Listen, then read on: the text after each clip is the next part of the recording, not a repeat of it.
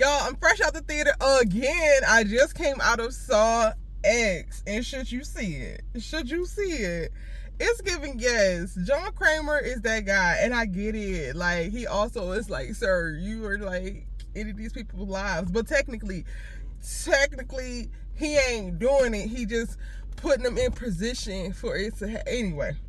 I'm a huge fan of the Saw franchise. I don't like horror. I can't even say that anymore. I probably can't even say that anymore, right? Like, I can't tell y'all. Hold on. Let me make sure y'all can hear me. And I'm sorry. I'm in my car. My little picnic blanket. I got a blanket for everything. I got a movie blanket. And I got a picnic blanket. I got a blanket for everything. Anyway, my picnic blanket is back there. So don't mind it. Anyway.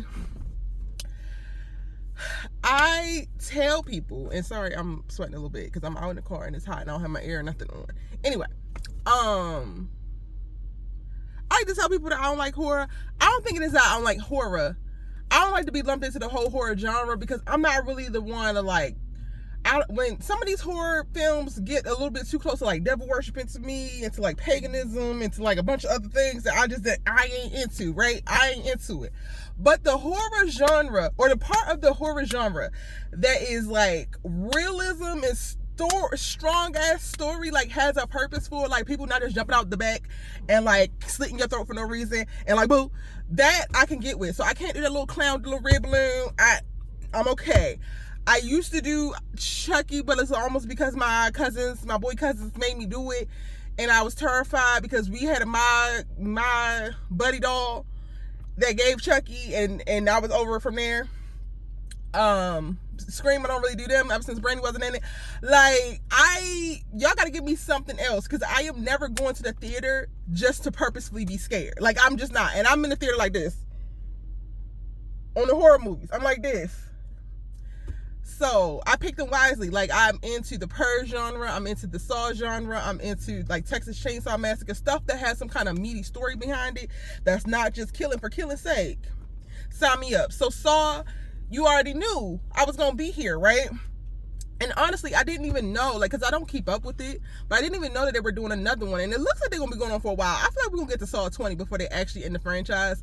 Back when, like, Saw 8 was supposed to be the final chapters, and it's very much so given, we're still going. I love how they did this, though. Like, I love that this isn't necessarily, like, it is the next one after Spiral, which was 9. Which wasn't bad, but this actually goes back in the timeline. So where this film is placed, it's between Saw 1 and Saw 2, in reference to something that happened in John Kramer's life. And this is going to be the no spoiler review, fresh out the theater. Yes, your asses need to go see it, especially in like, this is spooky season. October 1st is tomorrow. This was a good time. Like, I think that this is the reason why I love this particular subset of horror, is because it has such a strong story, and it has like things happening and get you invested with the people and all that kind of stuff. And they do not disappoint with this.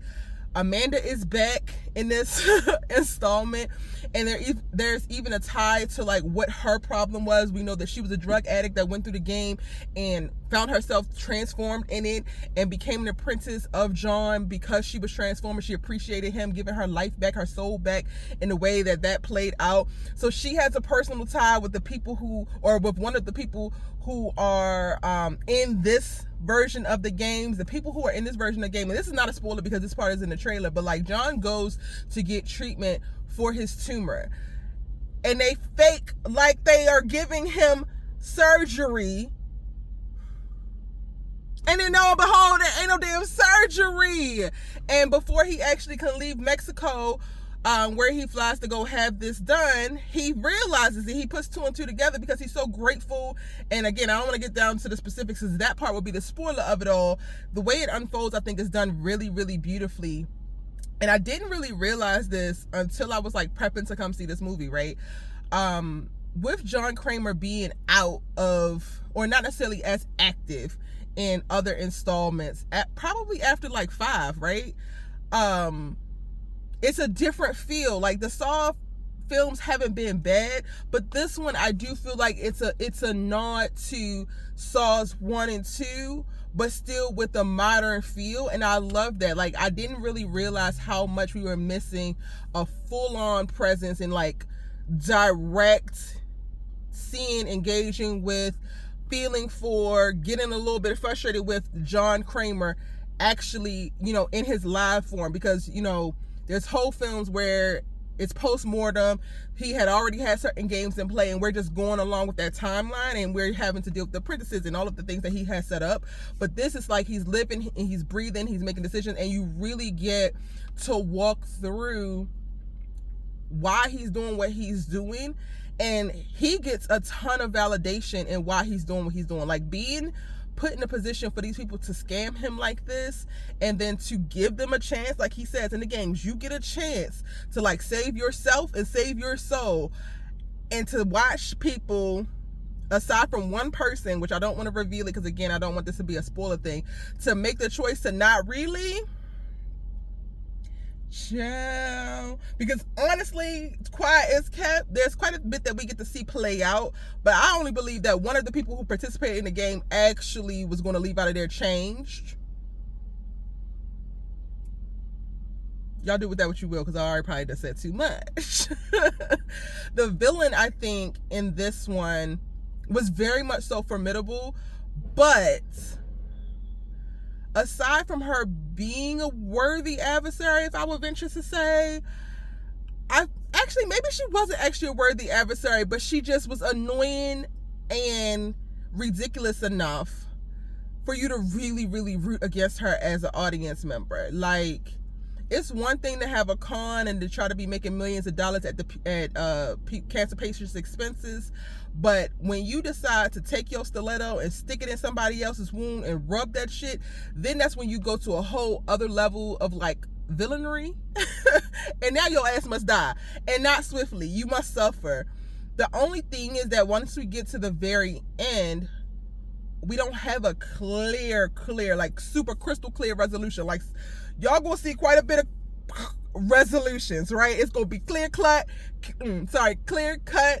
No ifs, ands, or buts about the fate of this person or that person or this person or that person. However, this one person at the very end, the way it ends, you are like left to assume like 80% this happened, but then there's still that 20%. I don't know how I feel about it. And then the post-credit scene, I thought it was like setting up for an additional installment on this part of the timeline, but then I don't know because of how short it was, and then how like specific and dialed in it was. So we will see. I definitely think that we're going to get another installment. Like I said, I think that we're probably going to go all the way up until Saw 20. They're going to milk this franchise as much as they can. I think I read somewhere that there was only a $13 million budget for this film. I want to really look into depth into like what went into making this film. So for $13 million, they had to have shot this thing in like 3 weeks. All of it probably, most of the budget probably went to like special effects, props, and talent. Because $13 million is not that much money, but they are going to make so much because it again is a good time. It just takes you back to like what it's like to be back in the cinema, throwback in the theater, and enjoying yourself, getting together with, well, I go to the theater a lot by myself, but like getting together with friends and going to a damn movie. Like, there was quite a bit of people in my theater, and for lack of a better way to describe it, people were really enjoying it. There was a freaking group of people, and there was a lady in the middle of it, and she kept laughing at the most gruesome parts. I'm like, oh lady, you giving sadistic, but go ahead, enjoy your time. You done paid your price and got into the theater too. I was like questioning while I was watching if this is the most gruesome, which I didn't even think was possible. The very first test, and I'm air quotes for multiple reasons, so this is not a spoiler because you gonna see once you watch it. But the very first test, I was like, I think this is the worst thing I've ever seen in the Saw series. Like, I don't even know how y'all came up with this. And maybe because most of the things in this one were more manual, most of the tests were more manual than previous ones. But baby, the way my gag reflex was like, so prepare yourself. If you can't stomach a lot of like gruesome things, not even specifically just blood, but like severed limbs and things, prepare yourself and know what you're getting into, because it's going to be a lot of it. It is very, very graphic. Cinematography reminds me a lot of all of the other Saws. It looked great. It sounded great. I think they utilized sound design very, very well. John Kramer is a star. Like, I think his name is Tobin. He's a star, and he's back front and center, and I absolutely loved it. I loved watching the retribution play out. I really enjoyed seeing Amanda again, and now I'm going to go back. Like last night, I watched Saw 1 again because I read that this was taking place right after that, before 2.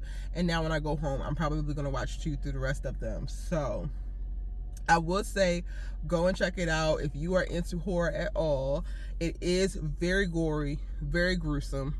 So prepare yourself in your stomach and your eyes. You only, like, you could go back and rewatch 1, but you don't have to, honestly. They explain a lot. They explain a whole hell of a lot. So even if you have never seen the Saw franchise before, it's not going to be a bad thing for you to watch this before you watch anything else. And again, I would suggest that you go and watch it. It is a great time in the theater. It is an interesting story. It captivates you from beginning to end. Even towards the end, I was like getting very worried, and I'm like, but girl, this is John Kramer. Like, girl, he got it. Like, he got a plan, because the script get flipped real quick.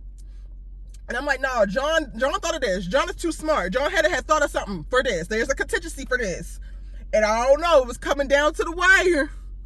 It was coming down to the wire, and even once you got to the end, it was as satisfying to me, and even without the full-on resolution that I'm speaking about, but it kept you captivated, and you were unsure until as long as they could take it before they had to basically like give you something as an audience member. And I really, really enjoyed it. But again, I'm a fan of the Saw franchise. I think if you're a horror fan, that you will like it. Unless you're like a fan of just the like exorcism ass ones. Like, if you are an exorcism fan, I don't know if this is the type of horror that you will be into.